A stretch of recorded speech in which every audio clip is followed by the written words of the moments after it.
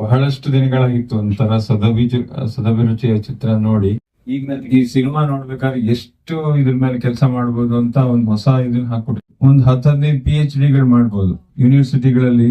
Leela madam ಅವ್ರನ್ನ ಸಂಪರ್ಕಿಸಿ ಯೂನಿವರ್ಸಿಟಿಗಳು ಖಂಡಿತ ಈ ತರದೊಂದು ಹೊಸ ಆಯಾಮ ಹುಡುಕ್ತಾ ಇರ್ತಾರೆ. ಸುಮ್ನೆ ಅದೇ ಹಳೆಯ ಸಬ್ಜೆಕ್ಟ್ ತಗೊಂಡು ಅದನ್ನೇ ಹೆಚ್ಚು ಕಡಿಮೆ ಮಾಡಿ. ಮತ್ತೆ ಸುಚೇಂದ್ರ ಪ್ರಸಾದ್ ಸರ್ ಅವರು ಬಹಳ ಅವ್ರು ಲಾಸ್ಟ್ ಟೈಮ್ ನಾನು ಇಲ್ಲಿ ಏಕಚಕ್ರಂ ಸಿನಿಮಾಗೆ ಬಂದಿದ್ದೆ, ರಂಗನಾಥ್ ಶರ್ಮಾ ಅವ್ರದ್ದು ಸಂಸ್ಕೃತ ಸಿನಿಮಾ. ಅದಾದ ನಂತರ ಮತ್ತೆ ಅದೇ ಟ್ರ್ಯಾಕ್ ಅಲ್ಲಿ ನಮ್ಗೆ ಸಮಯ, ಶಕ್ತಿ, ಬುದ್ಧಿವಂತಿಕೆನ ಯಾವ್ದಕ್ ಬಳಸ್ಬೇಕು ಅನ್ನೋದಕ್ಕೆ ಸರಿಯಾದ ನಿದರ್ಶನ ಅಂದ್ರೆ ಡಾಕ್ಟರ್ ಲೀಲಾ ಮೇಡಮ್ ಮತ್ತೆ ಸುಚೇಂದ್ರ ಪ್ರಸಾದ್ ಅವರು.